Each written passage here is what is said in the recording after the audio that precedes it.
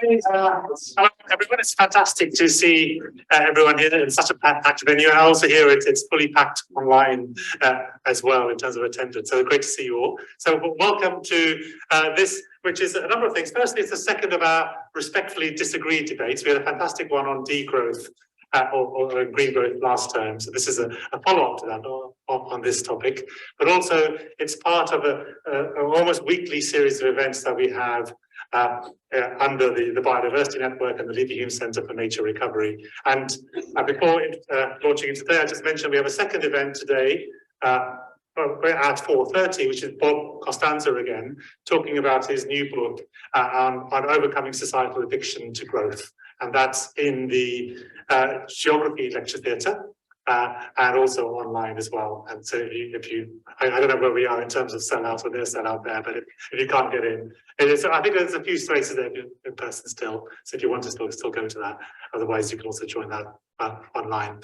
And then I just mentioned we have a few more next week. We have Charlie Burrell talking about rewilding based on net rewilding, and a few more. We have a number of events after that as well. Sandra Diaz talking about the International Biodiversity Convention. And in a few weeks' time as well. So without any further ado, over to the debate and to our chair, Kate Raworth, the renegade economist, author of Donut Economics, who will chair this and introduce the two speakers. So over to you, Kate.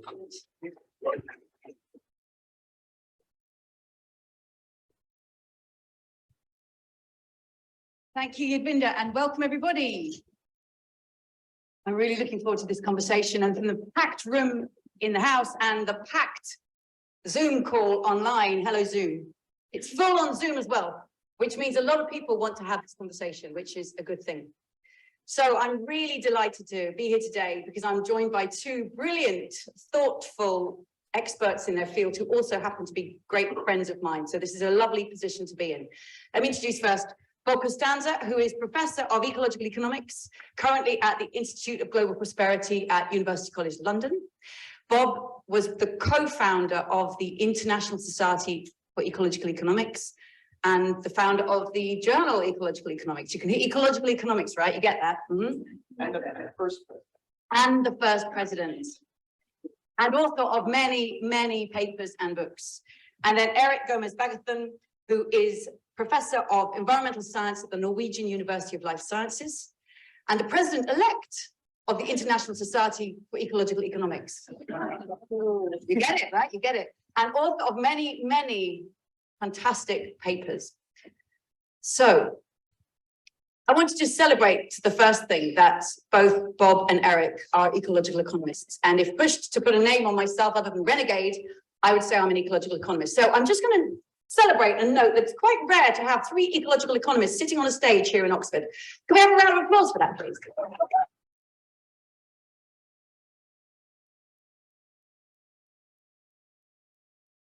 Because before we go into respectfully disagreeing, it's really important just to recognize that we hugely agree on a lot of things. And Herman Daly, founding father of ecological economics, is, I hope, smiling down on us right now, because everyone on this stage profoundly agrees that any economic analysis starts by recognizing the economy is a wholly owned subsidiary of the living world and has to get with it and has to realize that and has to be in service to life and compatible with conditions for life. So we have that in common. And if anybody came along and challenged that, we three would be immediately mobilized as a team, right? So we have so much in common. And in that space, we can now lean into where we may disagree and do it respectfully and thoughtfully. And in a university, it's the best place to do it. And if you think you already have a view, an opinion on monetary valuation and whether you're really for it or really against it, live that certainty now. Because where else but in a university? Because once we're out in the world of employment, if you're working for an institute or a government, you're probably going to find yourself on one side or the other of that position where there's far less room for disagreeing. It might be in your job title or in your job description or on the labels of the reports you write. So now is a beautiful time to open your mind. And as the performance poet Taylor Marley once said, changing your mind is one of the best ways of finding out whether or not you've still got one. So we invite everybody to do that today. So I don't work every day on this debate, on this topic, right? We've got it here. The monetary valuation of nature. Is it a pragmatic approach to conservation of the living world, or is it dangerous and unhelpfully moving towards commodification? I don't work on this every day, and I'm sitting flanked by two people who have thought probably harder about it than most people I know in the world. And I'm guessing that most of you, although you care greatly about it, you don't work on it every day either. So I want to make sure that all of us can follow this debate. So I'm going to kick off with the best way that I know to explain it to myself. And I've got some little objects here that we're going to use throughout, but they're all, don't worry, they're all going to pop up on the screen right now. So let's see if this works. Click. Okay. We are here bound together by a care for the living world. Yeah, I have her in. Here we are, little blue marble. Okay. That's what brings everyone into this room. A care for life on the only known living planet in the universe, and for the genius of life to reproduce conditions conducive to life. That we definitely have in common. Now, there's a question that if we care for that, should we then aim to identify ecosystem functions? So I could think of nothing better than a pair of binoculars. Food production, soil formation, climate regulation, right? Naming, as humans starting to name these incredible functions of the living world that generate the conditions conducive to life. So identifying and naming ecosystem functioning. Now then there's a next step. Should we, there's a lot of things in my hands here. Should we quantify, right? A little ruler. My daughter lent me her pencil case ruler, little orange ruler. Should we measure these? Because we do, we can measure the sequestration of carbon. We can measure energy and material flows in a pond system, in a forest system. We can measure the metabolism of systems. That's the next step, putting metrics on it. In parts per million of carbon dioxide, or in carbon sequestered, or the flow of life. Then the next step from there is to say, okay, let's pick out something happening with the screen. Let's pick out and identify those ecosystem functions that actually serve humanity. So I've got a little person here. Which ones actually benefit us humans? The stability of a climate, the purification of air, the purification of water, the formation of soil on which we depend, the beauty of a forest when we walk through it. So that's the identifying of ecosystem services in respect of their relationship and their benefits for humanity. Let's find out as we discuss whether they both agree this far along the spectrum. And next step says, well, if we're going to identify those, can we quantify them? And can we quantify them, give value to them? And so I brought a calculator because I want to be able to add them up in commensurate terms. And of course, the most typical, common, widely used way of adding things up in commensurate terms is putting a monetary valuation on them. So can we add them up and create a value, give a monetary value to ecosystem services or to natural capital on which we know we depend? Now, along the line here, I'm going to pretend for a moment to be a government, right? I have my national accounts. This is my profit and loss ledger. Let's say I'm a national government. Suddenly, those monetary values could come into my national accounts. And there's a pretty strong motivation for doing it. Suddenly they can actually appear on the pages of my book and therefore in the conversations in my ministry. We can take them into account in our decisions. Is that what's going to happen? And is that your motivation for supporting them? Or are you concerned that actually something else might happen? That once the value of ecosystem services is identified, the value created by this river or by this forest, that there's a risk that property rights get assigned. Who actually owns that forest? Who owns the rights to that river? Who has the property of which those system values flow? And if those property rights are assigned, is there a risk that suddenly, we know property rights are a foundation for markets. So we suddenly find ourselves with ecosystem market valuations, payments for ecosystem services or ecosystems for sale. And is this not a slippery slope towards the commodification of nature. We've put a price tag on nature, we've commodified it and made it a market commodity, just like so many other things that are on sale in the street. Now, that's a quick run through the spectrum. And I invite you to ask yourself, how far along that do you go? Where do you feel comfortable up to? Where do you think things can be cut or inevitably run forward? Because that's what I think we're going to hear Bob and Erik setting it out in their own way, and we'll tap back into this if it's useful for us in the room. But I invite each of you to pick up these objects if you want to, or to bring others, or to speak to others. Let's see how this goes. So Bob, would you like to kick us off? Do you want, there's a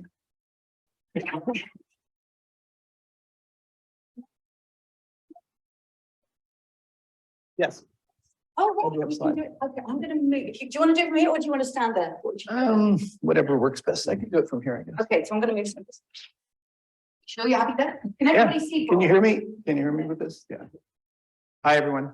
And thank you, Kate, for that very explicit and very good explanation of ecosystem services. And I think some of the issues there. My background is actually in systems ecology. So I started out thinking and studying about the whole system. And my PhD program, they had a foreign language requirement. And I convinced them that I could take economics instead of a foreign language. So I took economics as a foreign language during my PhD. So I got enough of it, I think, to get inoculated, but not quite enough to get the disease. So, and ever since then, and I think ecological economics is really all about just that. How do you look at the whole system? And how do we use that knowledge to create a better world? A more sustainable, a more desirable world, a fairer world, et cetera. I think that's what we're all talking about. So all of these things are tools, or should be tools to that end. And if they're not, I think we should consider, modifying them. Let's see. I do have some slides. So yeah. Oh, I just clicked on. Everybody cross your fingers, and this is going to work. Just click forward. Is it this one? Oh yeah, I forgot that bit. Yeah. And we'll see what we disagree on. I think we're going to agree up until the key is there, because I think that's really what the issue is. It's about property rights. It's about protecting the commons. It's about recognizing that ecosystems and ecosystem services are common goods. They don't fit into the market model, but that doesn't mean we shouldn't value them and make that value more explicit. So that's what I'll talk about. And I'll start with this. As you probably have seen or heard about this paper that we published back in 1997, which was an early attempt to try to quantify in monetary units the value of, we had 17 different ecosystem services that we identified across 16 different biomes. We basically came together with a box of about 200 research papers that we then synthesized and came out with our estimate. And by our own, if you read the paper, the largest section is the section about caveats and limitations of this sort of study. But we thought all of those caveats only meant that this was a conservative estimate, and still it was much larger than global GDP at the time. We did manage to get the cover of the magazine, which was great, but we didn't get to say what they put on the cover. And they said pricing the planet, and I think that's part of the issue, that it's not really about pricing. It's really about valuing in a more comprehensive way. How do these services contribute to well-being? And they're not exchanged in markets, and they shouldn't be exchanged in markets. They're non-marketed, extra-marketed, or common property resources. And I think that's been part of the confusion, because if you quantify these things in some common units, and dollars seem to be the one that most people can understand, and that can be added up, then some people are led immediately to this idea that these are okay. There's slides online, so keep on talking about it. I'll have to just exit the slideshow. Okay. Anyway, so this paper got a lot of attention, both positive and negative. Martha described it as meaningless. So, but I think it's had a lot of citations. So I think it kicked off a lot of research and further investigation, which is what we really wanted to do in the first place. We weren't saying this is the this is the value. Okay, why is this not working?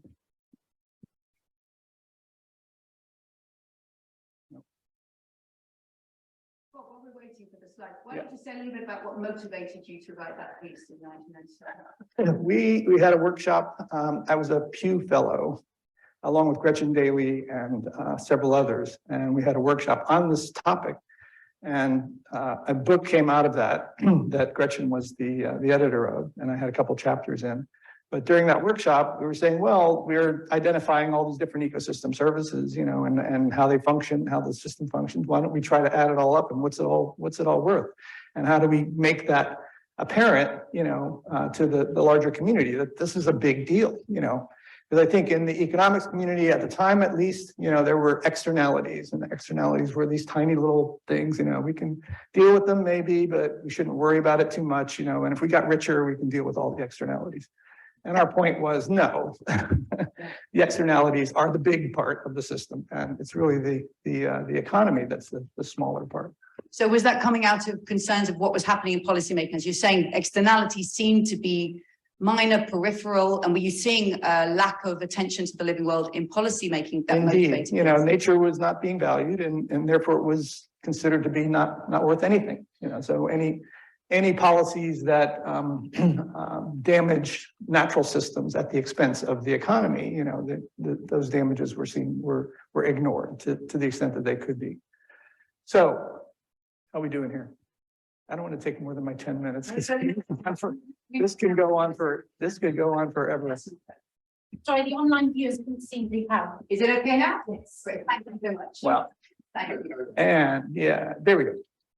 So since then, there's been a lot of interest, as I said, in this whole issue of ecosystem services from the Millennium Ecosystem Assessment back in 2005. The IP Best has is currently releasing a lot of research. But you know, the definition here, if you don't know about what are ecosystem services, they contribute to a whole range of different aspects of human well-being. So it's not just about timber and fish, you know, it's about this whole range of services that, you know, include, and the way they categorize them were provisioning, regulating, cultural, and supporting services. But there's a whole range of things. And like I said, as a systems ecologist, we understand that these systems are complex. And it's very difficult to really see, you know, yeah, it's very difficult to see all of the ways that these ecosystems interact with human well-being. Plus, I think this diagram misses the interaction that's required with the other forms of capital assets. That in fact, we're talking about, you know, a system that consists of both, you know, built capital, conventional built capital, human capital, individual people as individuals, social capital, all of the interactions and networks among people, you know, their cultures, their governments, etc., and natural capital, everything else that we didn't have to produce. Sorry.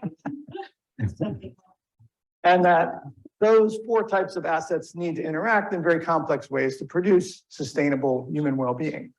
And ecosystem services then are the relative contribution, you know, in these complex situations of natural capital to this sustainable well-being.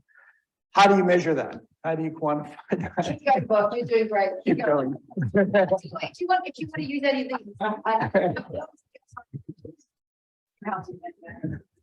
Sorry. This would never happen at UCL, would it?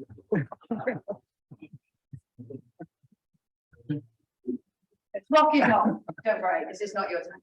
No, that's okay. I'm just trying to remember what I was going to go to next. Anyway, let's see if that happens. Yeah, no. Should I stand up there? Does that help? No.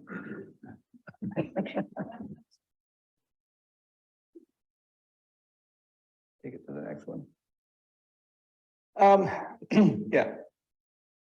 Anyway, how do you quantify it then? How do we get to the next stage in Kate's series here? You know, how do you quantify these ecosystem services, the contribution to sustainable well-being? Well, you can't do that from the point of view of just ecology or just economics or just psychology or any individual discipline. I think you need to look at the whole system, as we were saying, and how those different parts of the system interact. And also the sustainability part, which is how do they interact over time, over the long term, not just in the short term. Are we done? We're not trying anymore. Oh, there we go. Okay. This is an important one because it gets at the quote unquote debate. And we talked about this at the beginning. I don't think we really want to have debate on this issue. I think we want to have a dialogue, a discussion. We're not trying to say there's one right or one wrong way of looking at it. We're saying that this is a more nuanced, conversation that we need to have, because I do think we share the goals that Kate talked about. But there are some mistaken identities, I think, that drive this perception that there's an argument. And one is that economics is equal to the market. Economics is not the market. Market is one institution within the framework, of production and consumption and markets, and it can be a valuable one, but it does not and cannot apply to everything, because marketed goods and services really have to have certain characteristics in order to fit into that sort of framework. They have to be rival and excludable, and if they're not, and you try to force them into that model, it really doesn't work very effectively. So we need different ways and different kinds of property rights, really, to deal with things like ecosystem services. But I still think we need to value those services and their contribution in that context of the different types of capital and how they interact over time. And that is not the same thing as privatizing or commodifying or trading those services. I think that's the next step, which you don't necessarily and you shouldn't have to take, although some people seem to think that is the next logical step. It is not. And it shouldn't be, and it can't be, really. It just doesn't fit.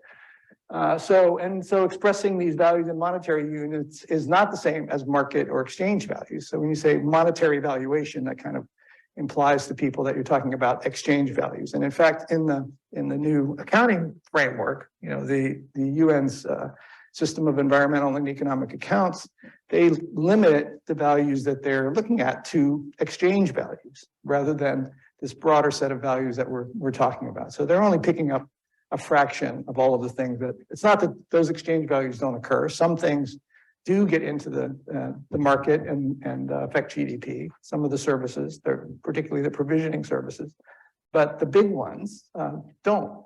So I think those are some of the key issues there. And the other point is, you can't really avoid valuation. You can't just say, oh, we're not going to value these systems. It's just not the right thing to do. It's not ethical, et cetera. Because every time you make a decision about ecosystems and their services, you're implicitly valuing them. You're saying, well, we're going to do one thing versus the other. That implies that the thing we're doing is more valuable than the thing we're not doing.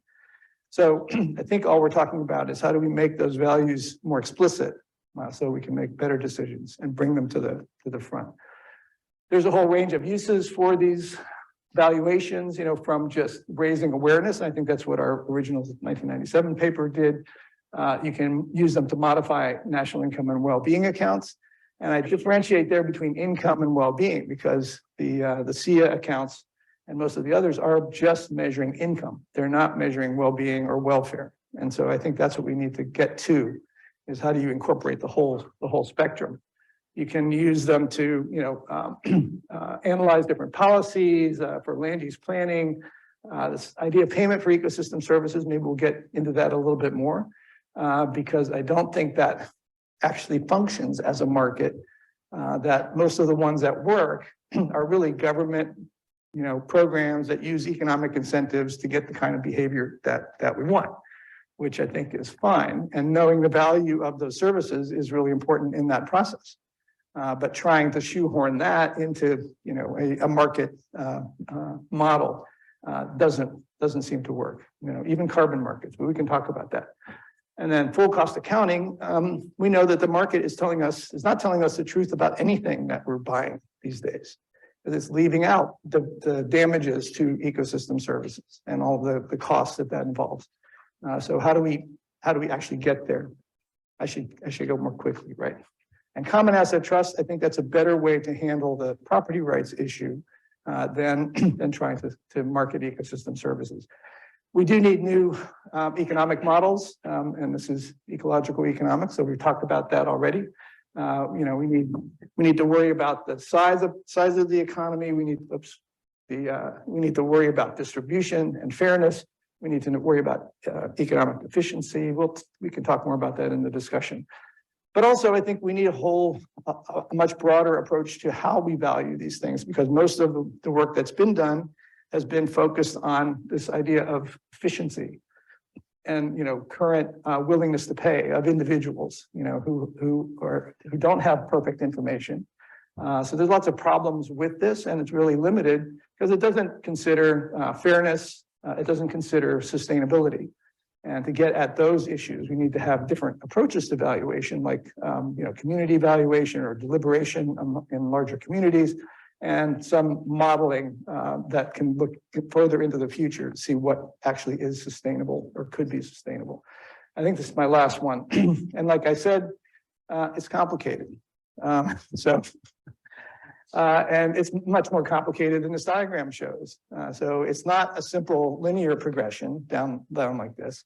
There are feedback loops. There's lots of things going on in these complex systems. And so being able to understand and model these systems, I think, is where we ultimately need to get to in order to have a better handle on ecosystem services and social services, and, you know, how they interact with our conventional production and consumption, and how we can use all of that to create a better world for everyone, for humans and the rest of nature. Okay, thanks. Thank you very much.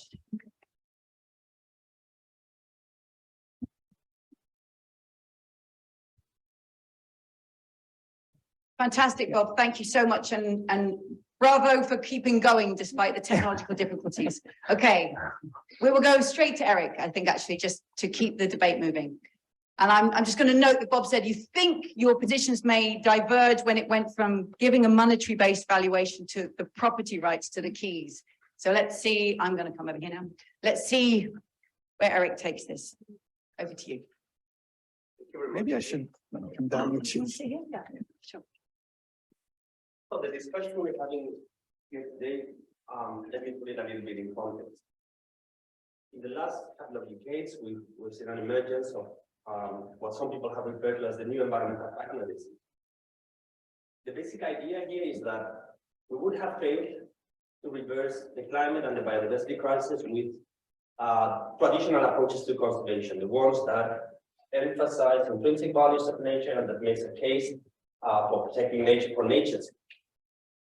So a growing number of environmentalists and economists have made the case that we have to turn pragmatic. We live in a capitalist society. We have to harness the language, the values, and the instruments that are powerful in decision-making process. So many environmental scientists and economists now advocate the use of economic valuation as a pragmatic short-term strategy. Thank you. To communicate the value of ecosystems and biodiversity in a language that reflects dominant political and economic views. And this is the idea that we can express ecosystem services in money terms.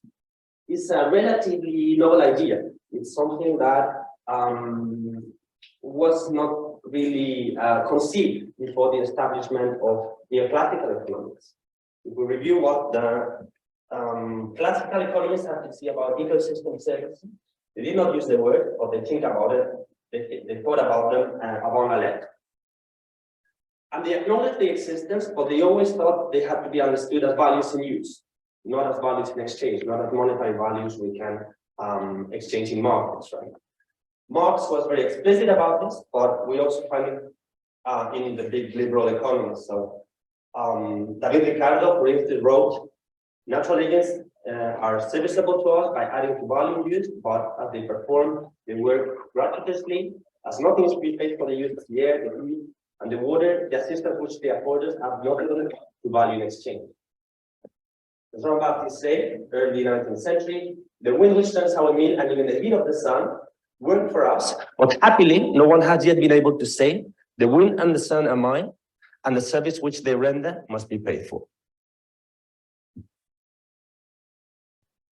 the discussion we're having today is where do we believe is the reasonable limit to the use of money and markets in environmental governance.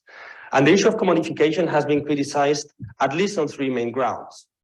First one, because of the way it can drive inequalities. In a world in which more things and more things can be bought and sold, those who have less struggle more to make a living. The more we commodify social and environmental domains, the more we push the inequalities between possessors and dispossessed. The second one is the extent to which money metrics can capture in a meaningful way the multiple ways through which people attribute meaning and importance to nature. Nature holds symbolic values, cultural values, ecological values. Can we capture spiritual values? Can we capture all of them in a meaningful way through monetary metrics? A third element of the discussion is that we know that when we start using economic incentives, sometimes they can work nicely. We can reinforce motivations for conservation, but sometimes they can backfire. And external payments for conservation can sometimes crowd out the morals, the intrinsic motivations to protect nature. So ultimately, the discussion we're having today is, I believe, the core of the discussion, to which extent we can detach monetary valuation or expression of nature in monetary terms from commodification of nature. And I think this dilemma is very nicely captured in an exchange in Nature some time ago between Douglas Macaulay and Bob Costanza, where basically Macaulay makes a case that the time is ripe for returning to the protection of nature for nature's sake, so mobilizing the idea of intrinsic values of nature. Whereas Bob Costanza makes the case that we can actually express nature in monetary terms without necessarily commodifying, right? So Bob notes, valuing ecosystem services in monetary terms is different from commodifying them for trade in private markets. And yes, it's true that there is much mixture, blending in the literature among concepts and ideas that are interrelated but not equivalent. Privatization, monetization, valuation, commodification, financialization. We see sometimes loose use of this language. And it is true that valuation does not necessarily lead to commodification. It's a necessary but not sufficient condition. So far so good. I think Bob and myself tend to agree on that. Where maybe our paths diverge is whether we can effectively detach economic valuation from commodification when we see this process operating in a concrete institutional, ideological, and political context. To be quite concrete, the context of neoliberal capitalism. A few definitions. I don't want to bore you with details, but if we look at the main authorities of language, the definitions of money, the ideas that come out: a commodity accepted as a medium of economic exchange, the medium in which prices and values are expressed as currency, it circulates to facilitate trade. A medium of exchange, says Oxford English Dictionary, the assets, property, and resources owned by someone. An item accepted as payment for goods and services, the primary functions are serving as a medium of exchange, as among other things. Monetary value, the amount that would be paid in cash for an asset or service if it were to be sold. So I follow the argument that we may express nature in monetary terms without making a case for commodification, exchange, and so on. The problem I see is that I believe we're walking here a very fine line. If we are trying to elaborate a discourse that rests on ideas that do not resonate or at least broadly with established knowledge in common wisdom or in the authorities of language, I think we are doomed to face a lot of misunderstanding in the message we are sending. And I think this can be highly problematic. And I think one of the keys of the discussion is that sometimes we tend to think of commodification as an almost discrete process. The moment we set up a market, we make a sort of new institutional arrangement so that we can buy and sell something that previously was not meant for sale. But importantly, and crucially for the discussion we're having today, commodification is not a discrete event, it's a process that involves, yes, institutional changes, setting up markets, but it also involves previous phases, including symbolic, discursive, and institutional changes through which a good or service that previously was not meant for sale enters the sphere of money and market exchange. It's sometimes criticized on the ground that some things ought not to be for sale, neither governed through market norms and values. And there is historical evidence that commodification changes the values governing the relations between people and nature, as these adopt the form and logic of utility and market transactions. So which are the main stages in the commodification of nature? And here I go a little bit back to the objects that Kate presented in the beginning. I would say there are four main ones. The first one takes place at the conceptual level. It's about framing. It's when we frame nature in anthropocentric and utilitarian ways. When we start looking nature through the lens of ideas like capital, stocks, assets, services, ideas that mobilize utilitarian and anthropocentric notions of human-nature relationships. The second stage is monetization, expressing nature in monetary units. And then we move into the institutional changes. If we want to set up markets, we need clearly defined property rights. Coase, Harding, and others have been explicit about this and very influential in driving certain political agendas. So the establishment of clear property rights, very often private property rights. And then the very final stage would be the sale and trade of ecosystem functions, services, and so on, through wetland banking, carbon trading, biodiversity offsetting, and other related mechanisms. And it's not by chance that I have avoided setting here payments for ecosystem services, because I agree with Bob that when you despite the market mythology around payments for ecosystem services, when you see how they work in practice, they work mostly as green rural subsidies run by public authorities. So that's an important clarification as well. So basically, I think Bob and myself tend, to agree that this is not the way to go.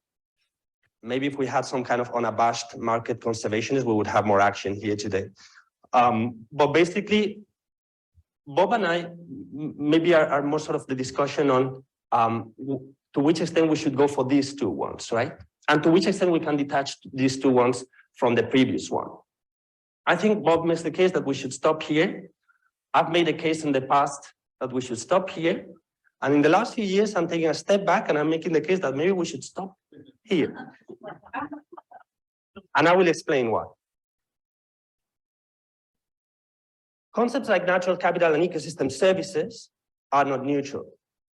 They set human-nature relationships into one of utility and exchange, thereby expanding the economic rationality and the profit calculus into ecosystems and biodiversity. Monetary valuation methods are value-articulating institutions. They frame choices within a narrative of scarcity, efficiency, and profit, often serving as discursive framing and metric technology that paves the way for commodification. Importantly, valuation is not used in an ideological and institutional void. And this is somewhere where ecological economists maybe need to put more attention to political economy and political ecology. Sometimes we're too focused on our methodologies, our normative claims, and we fail a little bit to understand which are the socio-political processes within which we're operating.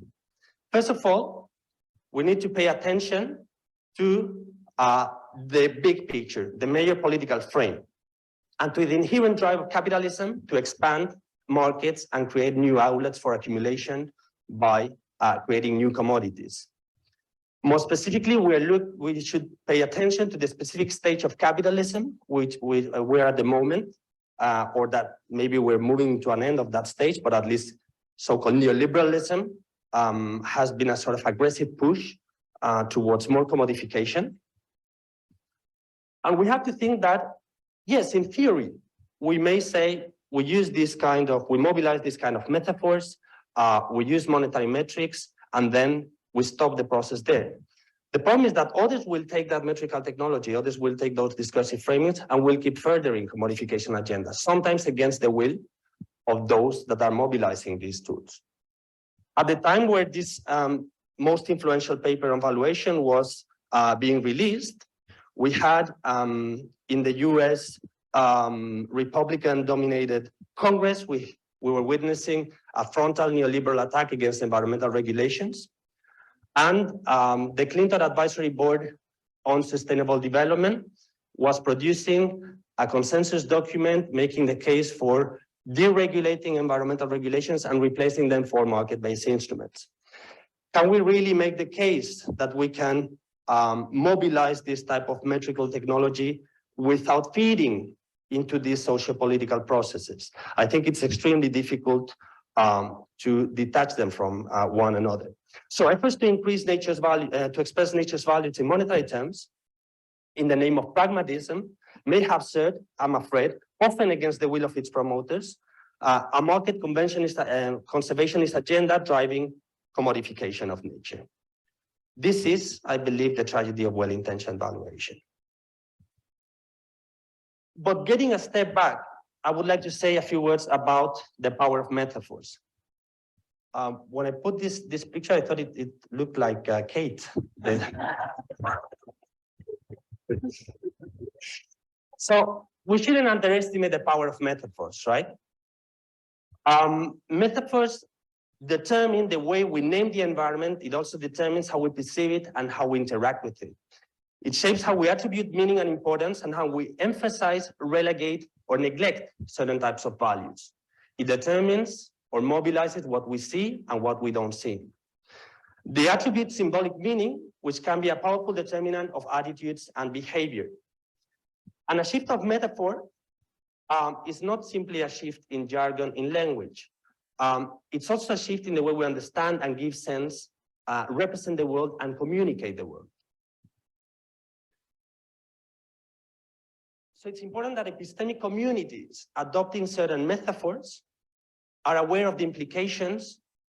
This has not only conceptually, but also in terms of the moral and the political stance embodied in such choices, often without us being entirely aware about that.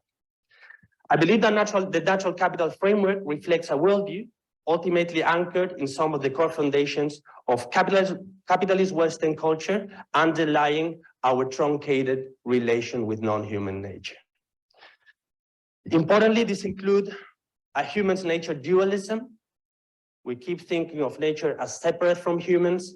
Nature is there to serve us through ecosystem service, unidirectional kind of framing, not a sort of reciprocity based of framing. What do we give back to nature is not entirely clear in this type of framing.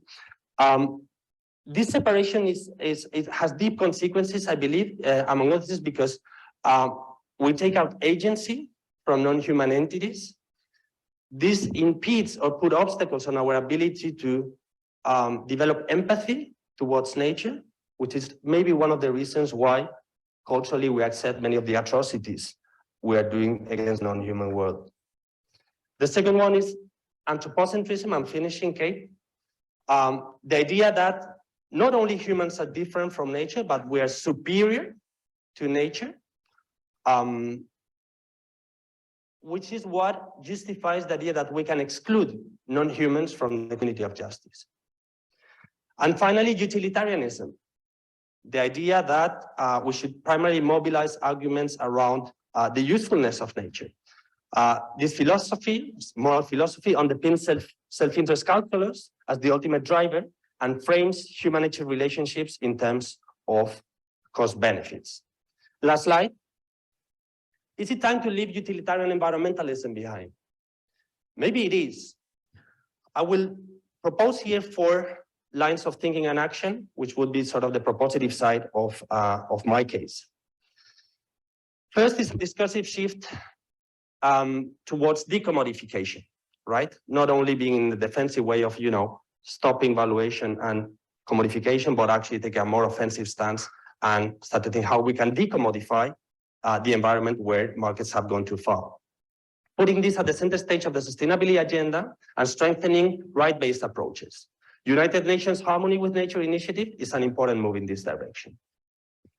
A departure from prevailing ontological conception, moral framing, and legal coding of human-nature relationships, and a shift from a morality of utility to a morality of care.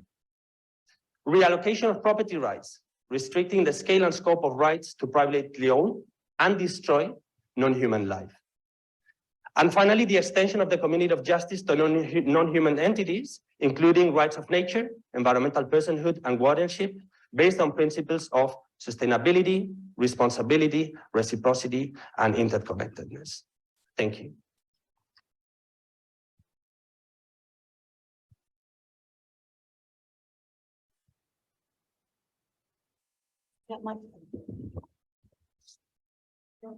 Thank you, Erik. Thank you, Bob.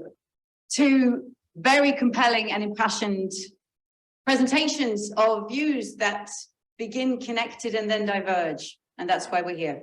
So. Can I respond to Erik? In a minute, okay. Of course. So what I'm going to bring you back to these objects here. And Bob said maybe we diverge between the quantifying value and assigning property rights. And then Erik very clearly with your slide said, actually, I used to think it was not okay to assign monetary value, but it was okay to name and recognize ecosystem services. But I even want to come further back from that. And I'm moving away from that, right? So you're moving back almost into my realm of identify ecosystem functioning, and we can measure it in nature's own metrics. But therein we stop and we go in a different direction, and you ended up saying rights of nature and other approaches to protecting the living world. Okay. I think you make a very compelling case. And so I'm going to sit like this a little bit for a moment, take this side, right? I'm going to be a government minister, and I'm here with my account book, and I'm either looking at ancient woodland in the UK that's going to probably get cut down for high-speed rail, or I'm looking at the coast of Zanzibar where we might build a new tourist hotel. Now, those might not be showing up in my accounts of how I'm valuing the high-speed rail or tourism. So I see Bob's argument as putting it on the page, and I, as an economist trained in the economics department, and that's what grabs my attention, and it needs to land on my page. And if not that way, I think the question is then how, and I'm not going to ask you to respond this moment, but I think there's a lot of onus on, if we're not going to use this tool, then what? Because we know these times are urgent, and we know we need to speak. We want to use the right framing, but we need to speak to the language of power, or we need to change what power is doing, because power is deciding whether or not forests are cut down and whether or not the coast is transformed. So then what? And what is a credible alternative way of doing this? And a question I'm going to bring to you, Bob, would be, it was really interesting seeing the cover of Nature in 1997. And as you said, oh, annoying that they wrote pricing the planet rather than valuing it. And isn't that a symbolic early warning that, I think as Erik is arguing, people can't help but see a monetary sign as a for sale sign and a price. And we haven't got enough ability to distinguish between what's a valuation and a price. And so we slip very quickly down to the other end of this spectrum. Can we kick off and you respond to that? You know, that early sign, and as you said, it's frustrating that they did that, but is there not a risk of the metaphors that we hold in our relation to markets and exchange and value, that it's inevitably going to slip in that direction? No, not inevitably, but I think there is that misperception, like you say, especially if you talk about pricing and markets. And I think it's, you know, the natural capital framework, I think, is not the neoliberal framework. It's not trying to put everything into markets. In fact, it's saying, no, many of these services are public goods. Public goods are not well handled, you know, by market exchanges. You need different kinds of institutions. And I think that's what, if you really get into it, and you start thinking about what ecosystems are and how they produce their services, you'll recognize that markets are just not going to be an effective way to manage them. So this idea of common asset trusts, or, you go back to the work of Eleanor Ostrom, how do you build, a community that can manage these assets and recognize the value of the assets and recognize that those assets have to be protected from not just anyone can use them. Otherwise, they're open access. Then you get the actual tragedy of the commons. So you have to build property rights around them. But I think the challenge is, how do you build community property rights? And it's certainly possible to do that. And that valuing these assets can be quite an effective tool in helping to do that. The other point I would make is that these are not mutually exclusive, sort of points of view. If you want to protect natural systems for their own sake, or do you want to protect them because we recognize that they contribute to our well-being and the well-being of the rest of nature at the same time? Those are just those are additive things. They're not or things. And you gave us a really great table of many different uses of monetary valuation. Yeah. Is there a particular project or a program or a country or a policy that you could name? It doesn't have to be the best in the world, but just a specific example where you say, look, it was actually used not to turn it into a market and make a commodification, but actually change a calculation that was made. It changed what happened in the world. Costa Rica is a good example, and their payment for ecosystem services system, which is one of the oldest ones. And it doesn't really have any market components at all. I mean, they collect funds from various sources like a gasoline tax and other sources, and they have a government agency that says, okay, we want to restore these forests in Costa Rica. They've deforested the whole country. And by paying farmers, a bit more than they could make, running cattle on their land to reforest it, they managed to reforest the entire country effectively. And now they're considering expanding that system. And I've been working with some people there to think of it, the whole country, as a common asset, that needs to be managed in the same way. But also considering and trying to measure the value of these ecosystem services. So I don't think that valuation and this whole spectrum, is anything necessarily connected to the neoliberal market mechanism. In fact, I think it's the furthest away you can possibly get. And it does recognize that people are interconnected with the rest of nature. It's not anthropomorphism. It's not ecocentric. It's not centric at all. It's recognizing that this is a complex system, that all of the parts are interdependent and they have positive and negative feedback loops. And so you have to recognize that. So the whole idea that we're only doing this because it serves individual people is I think a misperception of the whole concept. You have to have healthy ecosystems to have a healthy society, and that means that we have to protect and conserve healthy ecosystems, for our own sake, but for the sake of the rest of the system as well. So how do you think of it as a whole system rather than just people? And it is true that the sort of neoliberal model ignores all of that, and that's what we're trying to argue against. Okay, thank you. And actually, Erik, I'm going to come. So sitting with the example that's given of Costa Rica, and without us descending into the specifics of whether or not it was this in Costa Rica, but one example of paying farmers to reforest land rather than graze cattle has, in a country that we know has reforested. That's one example that's given. You had a quote from Jean-Baptiste Say saying something like, thankfully, no one has managed yet to say the sun and the wind, those are mine.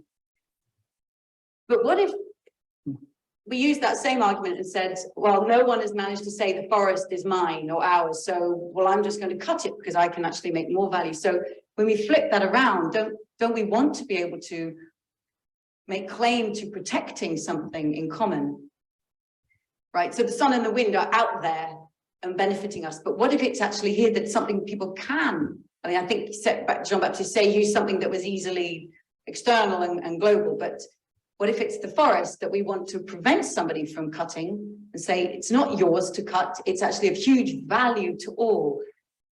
And with this, I want to ask you, what do you, and I just want to acknowledge, it's very easy for us to get really kind of like into debate here, right? Let's see if we can just resist doing that. I want to ask you, what do you most appreciate about Bob's argument? I'm going to ask you the same in a minute.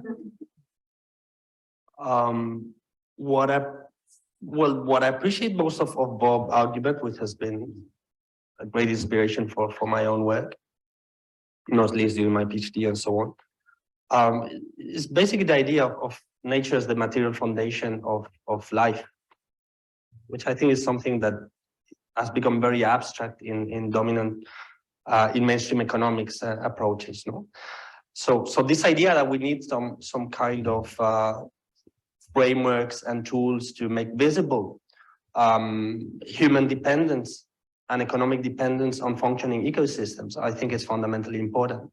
And I think it's even more important in an urban technological area where a larger and larger share of the population is increasingly both physically and cognitively detached from ecosystem dynamics. And we have lost the capacity to understand the very fundamental ways in which humans and the economy depends on nature. No? So as one of the leading ecological economists, for me, the work that Bob has done in that sense is invaluable.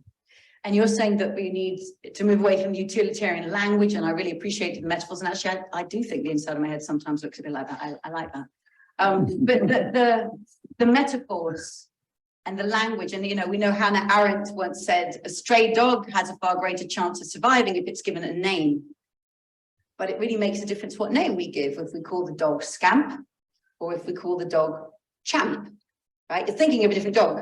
So whether we give the name, the living world, Gaia, the rights of nature, or we give the name ecosystem services, natural capital, these names change. And I'm hearing you're saying this is a very important distinction that you are leaning more into in your own work.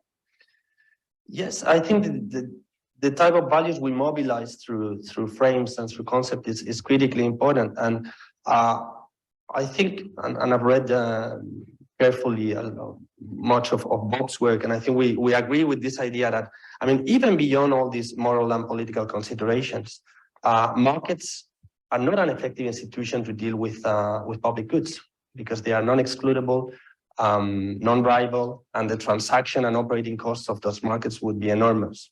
It wouldn't be a well-functioning institution. Now, what I think is, if we agree on that, is it really capital the best frame to mobilize those ideas? If we think of other public goods, education, health, we do not really refer to them as capital, right? Well, people do. I mean, they refer to social capital or intellectual capital. I mean, I have my reservations about that too, but people do use that language increasingly for almost everything. Some people do, but I don't think, I would say people in this room maybe would think that, it's think primarily of care, education, health as capital. Yes, you can. But for me, it's a way of, why not use the word public good? There's an excellent paper. I think I saw Sophus in the audience before. There's an excellent paper that says why don't we use more the language of public goods rather than calling these things capital. Calling them capital is a narrative that, for instance, put financiers and so on as the sort of relevant actors.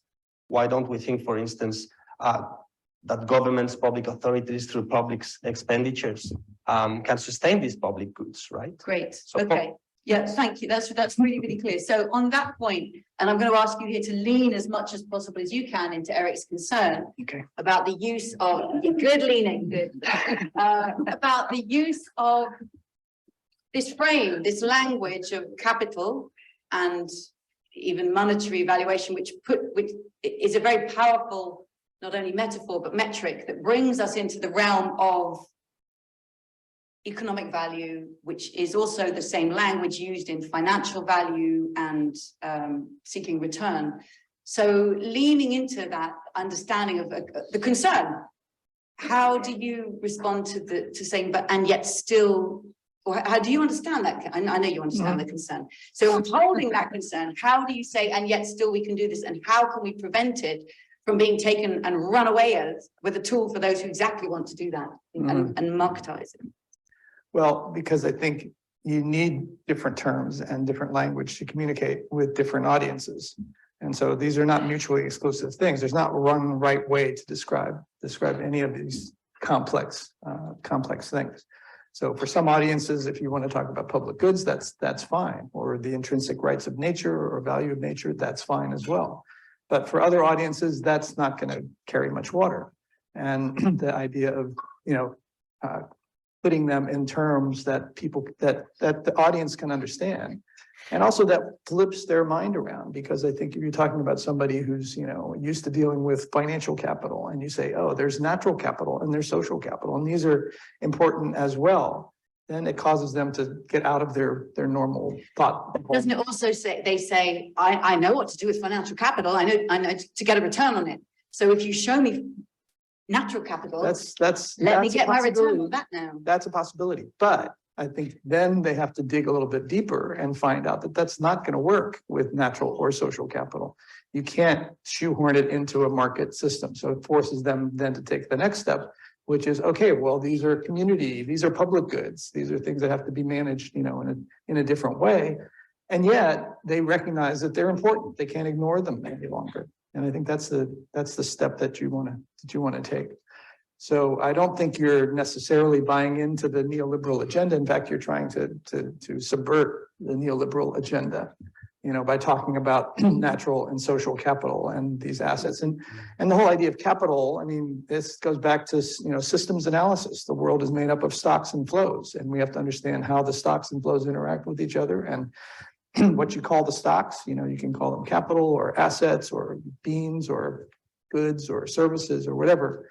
But recognizing that we're all part of this complex interconnected system, I think is the next step that we want to take, because I don't think the neoliberal model has that view. It's like, this is the economy, this is the market, all we care about is that. And anything that gets in the way, we're going to try to ignore or subvert or right. And so we want to make it clear that these other things they're not getting in the way. First of all, they're supporting what you're doing anyway. And second of all, we've got to look at the whole thing altogether. So if I sit here as my policymaker with my accounts book again, I can really feel the pull of both of these, because on the one hand, you've given me, I was never thinking about the forests in my country. I was thinking about GDP. And now you've added this to and enriched my sense of my national accounts and changed some calculations I might make. And I've personally met some people who have been in the room with those policymakers and said, yeah, it made a difference that we had that on the table. They made a different decision. And yet at the same time, there's the risk that by putting everything in the language of capital and giving everything a monetary value, the economist kind of says, sorry, just hand me your calculations. I've now got everything here. I don't need any of you because I've got this, I've got your numbers, I've got my calculator, I'll put in the discount rate. But if you say, and I'll decide. If you say, No, I've got your numbers, I don't need your argument, you see, because I've got your numbers. So it's just a calculation. But if you say the forest is more valuable standing than it is if you cut it down for timber, then the question is, well, what do you do with that information? How do you use that? What does that mean? You can't cut it down for timber. You can't sell the timber. It's difficult to sell even the carbon credits, even though that's been tried. But because of all the constraints of making it into a sort of rival and excludable type good, which it's not. Then you have to be open to the argument. Well, maybe there's other ways to manage these systems, as community assets rather than as private goods that go into a market. So it gets them out of the whole market mentality, right? If you do it properly. Now, I see the risk. It is a slippery slope, and some people can easily be misperceive what you're talking about. Yes. If you just say money, because they don't get the nuances of all the stuff we've been talking about here today. Mm-hmm. But I think that's our challenge, is to get beyond that first impression and really get them to understand some of the nuances so that they can take on board, I think, what we're both trying to say. Okay. Yeah. I'm going to open this up to the audience in a moment, but I'm going to invite Erik, if you just want to, again, leaning in with an appreciation of this space. How do you want to respond to what we've just been saying? And I'm sitting here as the minister or decision maker, and if you're not bringing me financial valuation of the forest I'm thinking of turning into timber, what are you bringing me? How are you going to change my mind? First of all, a clarification. I don't try to make the case that Bob or others using this approach are sort of buying into the neoliberal agenda. Not at all. my concern is the risk of how neoliberal agenda can abuse and sort of co-opt these type of framings and instruments. So I think that's an important clarification. Well, my problem, and I go back to the issue of utilitarianism as an overall framing.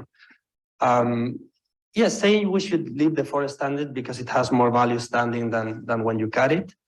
It's a powerful line of argumentation, but it's also risky. Yes, maybe if you calculate the value of ecosystem services, you can convince decision makers to allow mangrove standing instead of converting them to shrimp farms, to cite a classical example. But can ecosystems compete with real estate, with mining, with coca plantations? If we buy into the type of logic that nature must be profitable or that must give more benefits than cost to justify its existence, I think we're going in a very slippery way. What if it happened not to be profitable to conserve nature? We run out of arguments for protecting nature. 10 years ago, ecological economists like Bob, myself, were preaching in the wilderness about incommensurability of values, multiple values of nature. Things have been changing quickly. And now IPBES, the Intergovernmental Panel on Biodiversity and Ecosystem Services, just a few months ago, released a report saying one of the main drivers of nature destruction is that we're having too short-term thinking, based on a narrow set of market-oriented values. And this is signed by around 150 governments. So it's no longer a sort of strange, academic sect making the case, no? So I think this is fundamentally important, the pedagogy we need here. I mean, when we have cathedrals around, we don't make cost-benefit analysis regularly to justify their existence, right? We have accepted as a society that it has other values, spiritual values, aesthetic values that justifies its existence. I think the same type of pedagogy is needed when it comes to nature. We have to acknowledge a diversity of fundamentally important values in nature, and we need to rethink the different weights we're giving to these values. If a politician only understands the money language, maybe rather than using that language, we have to change that politician. Great, powerful points.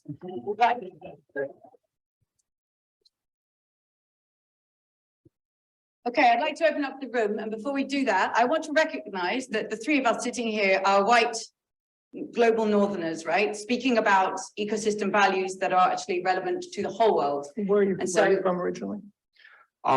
Spanish Norwegian hybrid. Okay. I'll count that in. Okay. But we all lived in Europe, the global north, North America. So I just want to acknowledge that we are speaking about valuation of ecosystems of the entire planet. So if there's anybody in this room who wants to bring a voice that is not currently represented on this stage, if you want to speak for nature, if you want to speak for a different cultural, indigenous, or a totally other worldview, I very strongly welcome you to raise your hand and to bring that voice. So I'm also going to acknowledge there's not a lot of time, in which case I ask the questions to be short, if you can, concise, but also curious, okay? This is about bringing out the curiosity and interest and leaning in and listening and learning rather than confronting and challenging, because this is a rare opportunity to do so. Yes, please. I would like to. Hello, everyone. So when it comes to the commodification of nature, we've heard the benefits and the cons of it as well. But when it comes to global South communities that are wanting to focus on green growth, which is very controversial, what do you say to them? Like, how do you create those value systems for them that aren't just cultural or social, and try to create, I'd say, equitable markets that exist for them without too much corporate intervention, so that they can actually scale up their economies and focus on well-being as well as their own development? Can I answer that? You can, please, so you can speak that. Please try to speak concisely so we've got time for some more questions. I think the problem is that all around the world, we are addicted to this growth metaphor.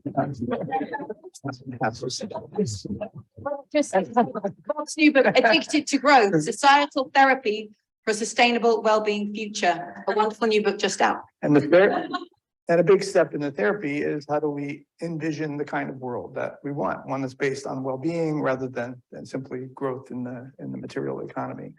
And I think that needs to drive all of our development policies, north and south, and east and west, and up and down. But and I think it can make a big difference, because I think part of the problem is, the developing countries are trying to replicate all the mistakes that the developed countries made during their development. And that's not what we want. So it's going to take some changes all around, but I think there is a common goal that we can identify. And I think that's what's needed to move things in the right direction. Thanks. Erik, speak to that. I think Bob gave a very good comprehensive answer to that question. Great. Hey, we agree. Okay, I'm going to stand up. Anybody? Yes, the lady right at the back.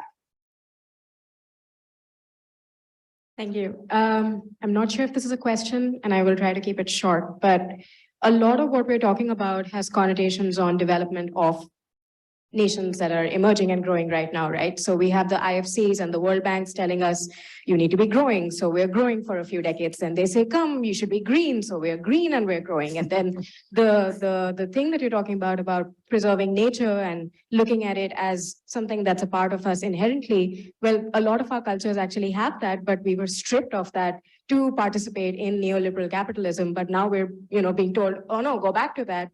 And I think all I'm trying to say is that can create a lot of confusion for countries that are not just growing economically, but also growing in populations. They are losing jobs. We are losing out on our economy because of climate change right now. And I guess what I'm asking is, how do we come together to come up with a narrative that is future facing and doesn't quickly change? I will read your book. Thank you.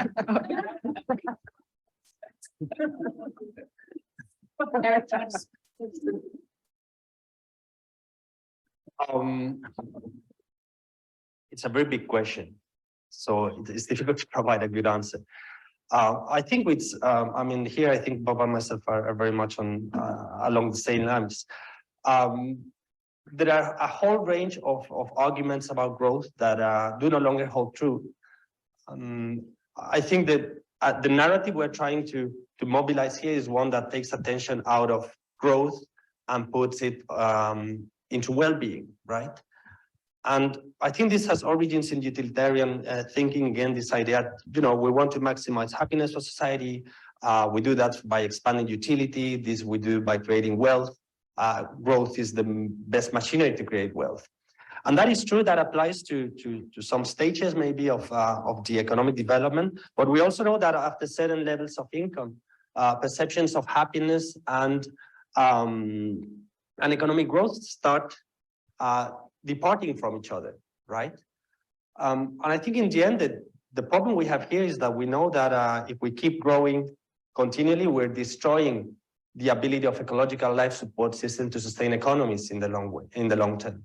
And of course, some parts of the world still needs to grow. For these parts of the world, growth can be essential until you cover a set of basic needs. But we're in parts of the world where maybe growth is no longer increasing so much our well-being. And actually by growing, we're engaging in neo-colonial practices to which we are appropriating disproportionate amounts of our shrinking carbon budgets, resource budgets, and so on. So if we want to make space for other parts of the world to keep expanding until they can cover their basic needs, some parts of the world will start to start shrinking. So donut economics 1.0. And also we're at risk of moving into a growth-degrowth debate, which is interesting that wants to pop up. I'm going to ask, does anybody have experience of being involved in a policy process that did or didn't use ecosystem valuation? Anybody want to bring from a project or a policy that you've been involved in? I'm not seeing any hands going up. That's interesting. Okay. Yes, a hand. Would you like to just speak to that? And in Ireland, we rolled out an all-Ireland pollinator action plan, which had a lot of buy-in from farmers, and there was no interest from farmers or from the Department of Agriculture in preserving pollinators until we started publishing papers on the monetary valuation of pollinators on oilseed rape, particularly in Ireland. And so in Ireland, we haven't had any success in preserving insect biodiversity on farms until we engaged with the natural capital framework. That's So- a really interesting example. So can we just clarify, you're not saying that the farmers were paid to do something differently in order to protect pollinators. You're saying that by publishing the valuation, the value that's actually held by the pollination services provided by those insects, that information changed farmers' attitudes. Is that, am I correct? in what I'm saying? After that, then we got to have meetings with the Department of Agriculture, and they facilitated the rollout of this all-island pollinator plan. And I think there was like some money put towards preserving floral strips on the sides of farms and hedgerows and things like that. Okay. So it was more from the Department of Agriculture, and they had no interest in meeting us until we started putting things in monetary terms. Thank you for putting it. So this is the kind of the policymaker's book on the table, and what I'm hearing in this example where, because it was expressed, it was heard, it got into the room, and then the policy was made different. Erik, does that, how, I mean, I'm sure it's not the first time you've heard such an example, but how do you think when you hear an example that actually this did make a difference, this did work? Well, it gives me hope. The thing is that somehow I sometimes have the feeling that when people say, well, if you don't do monetary valuation, then you do what?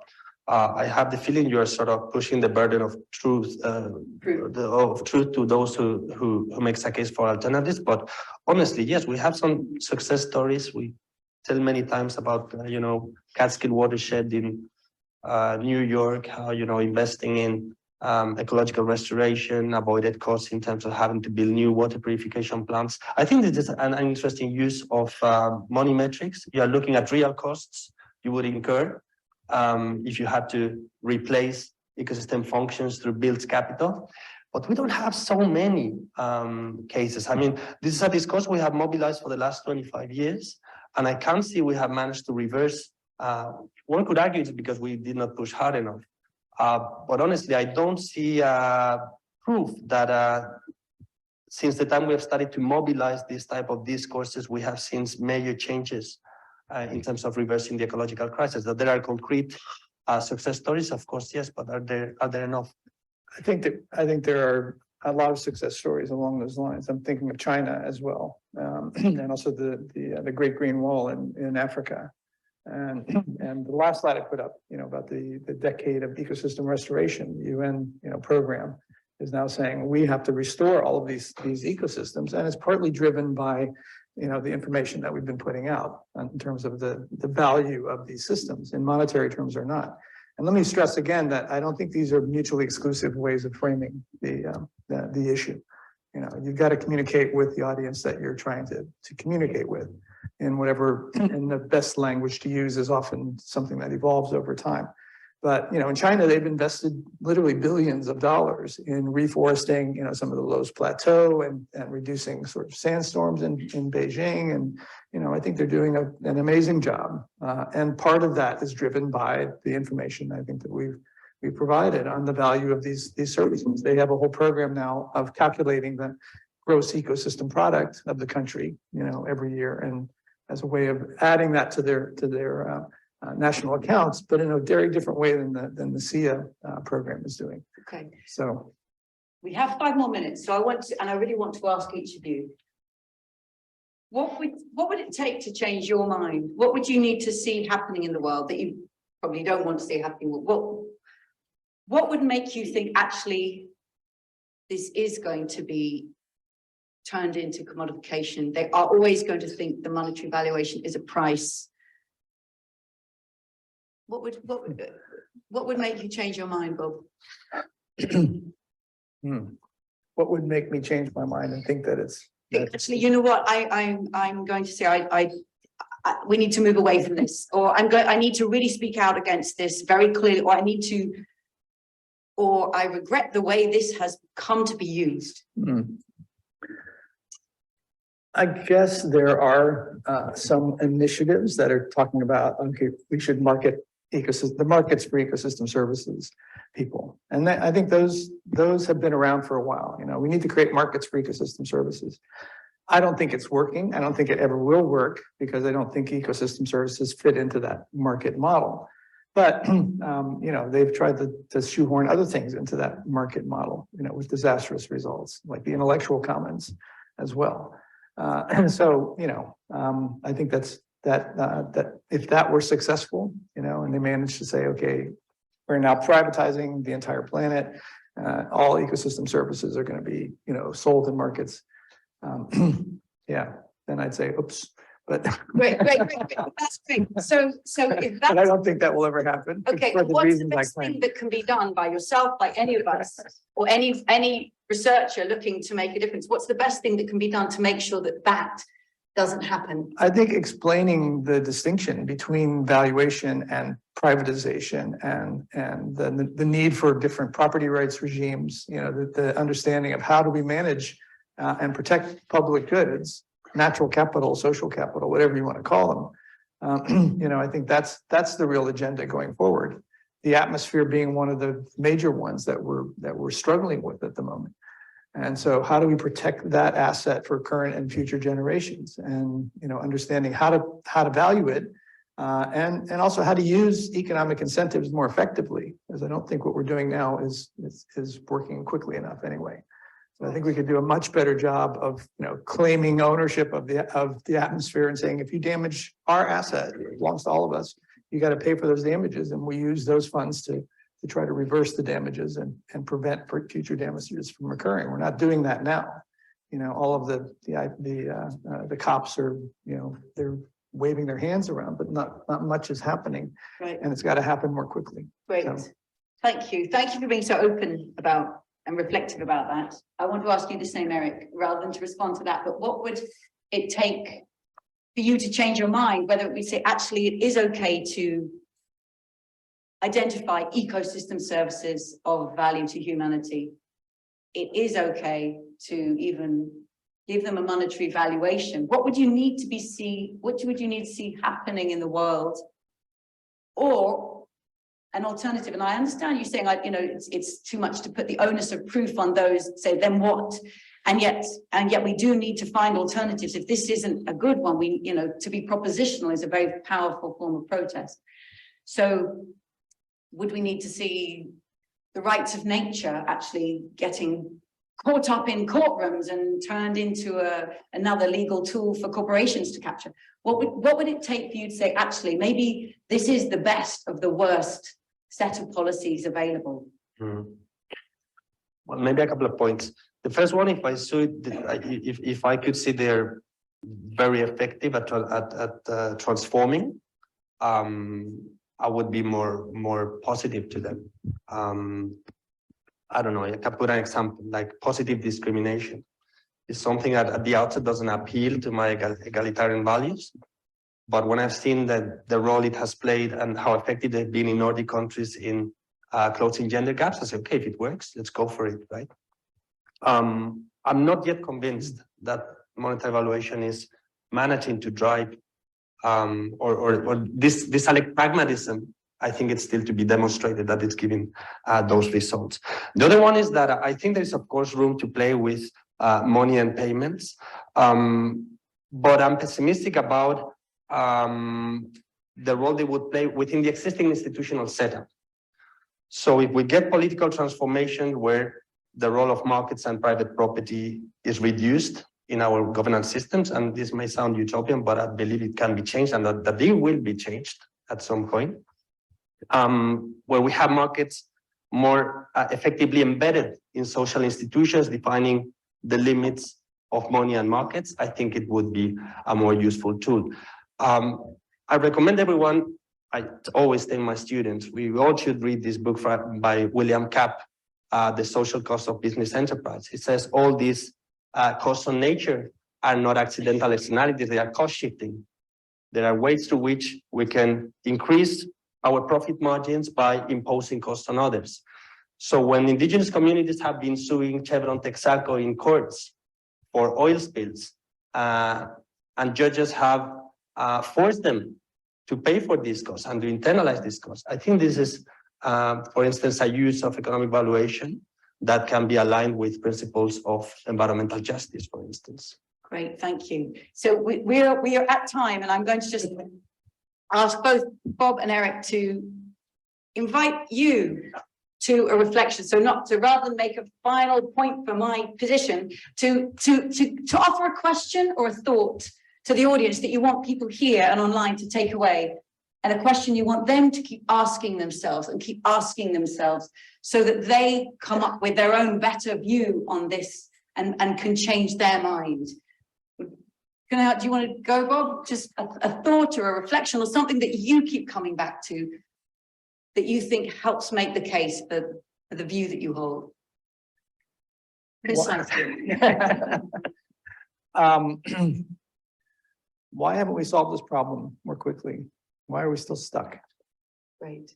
Why are we still stuck? Why haven't we solved this? Thank you. That was super concise. You did just very well.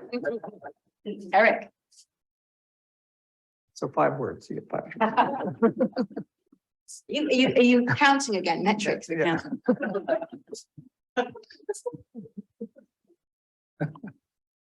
How has private property become such a sacred institution, and how have we lost our hope to believe in our ability to change it? Take that, audience. Could you please all join to thank both Erik and Bob for being so open to leaning into and listening and to so respectfully disagreeing. May there be more conversations like this in the world. Thank you very much.